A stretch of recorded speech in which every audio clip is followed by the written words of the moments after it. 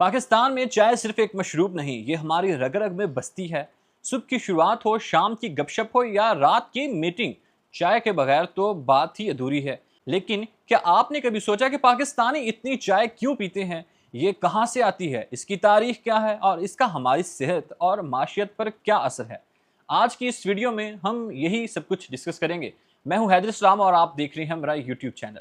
दोस्तों, चाय जिसे बर्र-ए-सगीर पाकिस्तान, श्रीलंका, बांग्लादेश और इसी के साथ साथ अमेरिका, थाईलैंड, कनाडा, बरतानिया और कीनिया के अंदर या अफ्रीकी ममालिक के अंदर जिस तरह पजीराई मिली है, और इन तमाम ममालिक से हटकर अगर हम देखें तो पाकिस्तान को जिस तरह चाय की वजह से जो पजीराई मिली है वो किसी से कम नहीं है। आप इस चीज़ से, इस बात से अंदाज़ा लगा सकते हैं कि पाकिस्तान के अंदर तकरीबन हर साल 2,60,000 मेट्रिक टन से ज़ायद की जो पत्ती है वो इंपोर्ट की जाती है।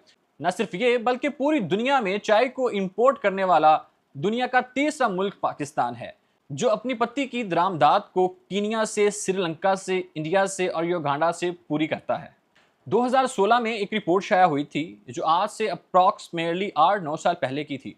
उसमें यह बताया गया था कि हर पाकिस्तानी 1.2 किलो यानी 1 किलो से ज़ायद चाय की पत्ती जो है वो एक साल के अंदर पी जाता है। तो अगर हम 24 करोड़ हैं तो 24 करोड़ अवाम जो है वो 1 किलो के ऊपर उसका हिसाब लगाएं तो इस वक्त हम 288 मिलियन किलोग्राम चाय जो है पत्ती एक साल के अंदर पी जाते हैं, जो कि बहुत बड़ी मकदार है। आप भी हैरान और परेशान होंगे, लेकिन रुकिए नहीं, अभी आगे और सुनिए। 25 लाख लोग पाकिस्तान के अंदर चाय के पेशे से वाबस्ता है, जो अपने ख़ानदानों की ज़िंदगियाँ पाल रहे हैं। न सिर्फ ये, बल्कि एक रिपोर्ट के मुताबिक 70% से ज़ायद ऐसे पाकिस्तानी हैं जो एक दिन में 2 कप चाय पीते हैं। शहरों में तो बल्कि पाकिस्तान के अंदर बहुत सारे ऐसे लोग हैं जो सुबह को चाय, शाम को चाय, दोपहर को चाय और सिर्फ चाय यानी कि 4-5 कप चाय भी पी जाते हैं।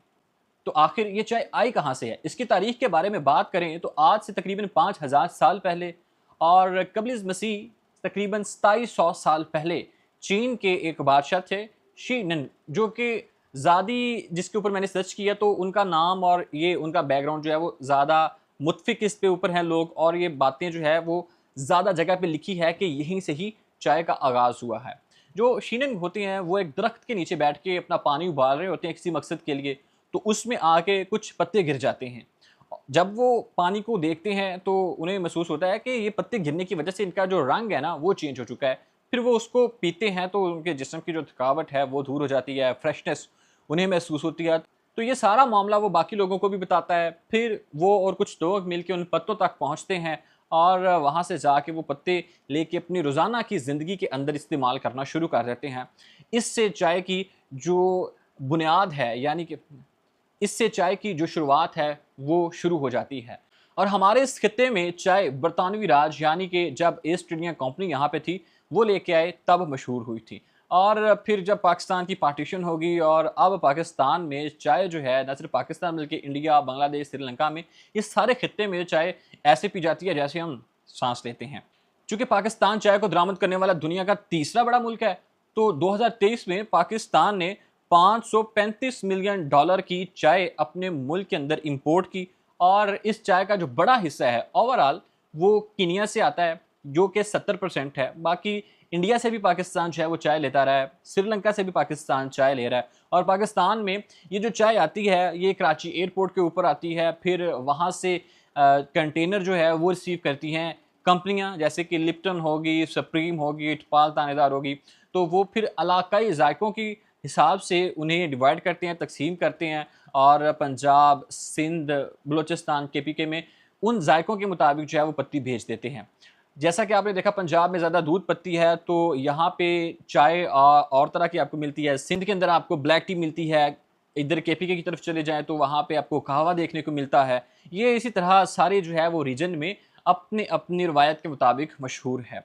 और अगर हम सर्च करें कि पाकिस्तान क्यों बाहर से इंपोर्ट करवाता है, न सिर्फ मैंने आपको बताया कि श्रीलंका से, कीनिया से, इंडिया से आती है, बल्कि चाइना से और वियतनाम से भी पाकिस्तान बड़ी मकदार में पत्ती मंगवा रहा है। अब पाकिस्तान के अंदर केपीके में स्वात के अंदर जो है चाय की फसल को उगाने की कोशिश की गई है, और वहाँ पे जो अभी तक काश्त की गई है पत्ती اس کی کوانٹٹی بہت تھوڑی ہے جو کہ ملک کی ضروریات کو پورا نہیں کر سکتی، اور ابھی پاکستان جو ہے اس کو یعنی کہ چائے کی کاشت کو مزید بڑھانے کے بارے میں بھی سوچ رہا ہے۔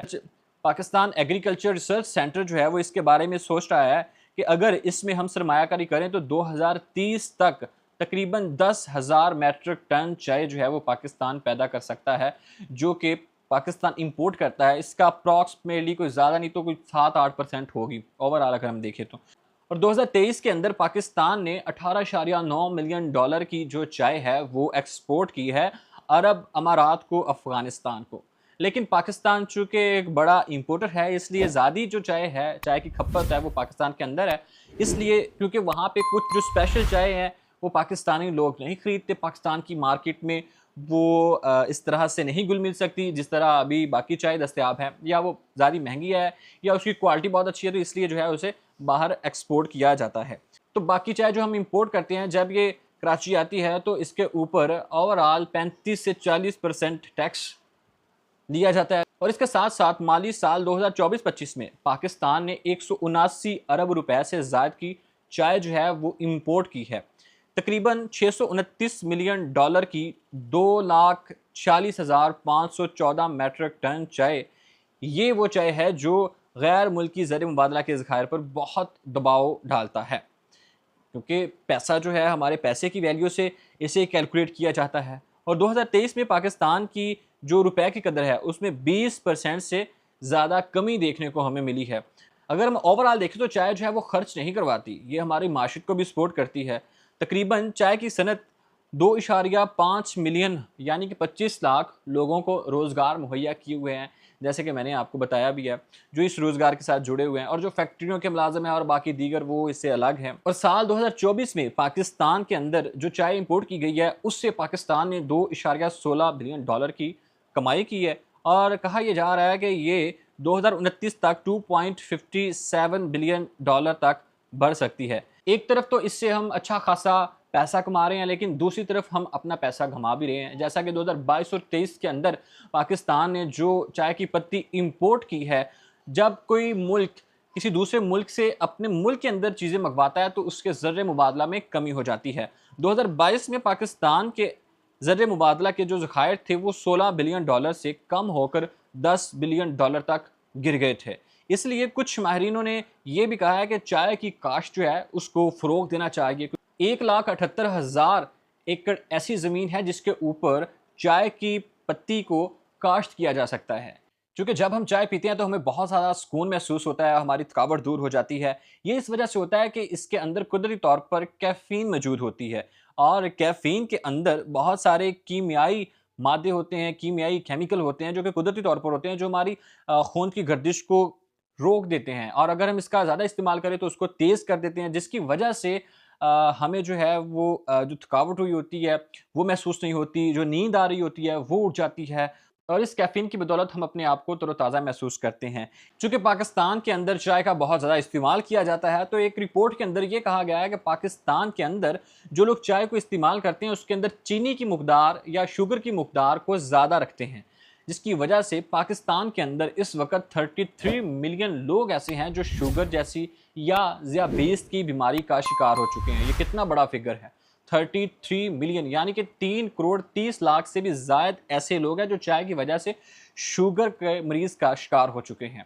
پاکستان کے خطے میں ہر قسم کی چائے ہے، لیکن کچھ ایسے خطے ہیں جن کے اندر بلیک ٹی کا استعمال کیا جاتا ہے، سبز ٹی کا استعمال کیا جاتا ہے، کشمیری ٹی یا کشمیری چائے کا استعمال کیا جاتا ہے، اور اس کے ساتھ ساتھ اس کی بہت ساری کوالٹی ہیں، شکر والی چائے، گڑ والی چائے۔ تو آپ کون سی چائے پینا پسند کرتے ہیں؟ کمنٹ باکس میں ضرور بتائیے گا۔ اپنا خیال رکھیے گا۔ اللہ حافظ۔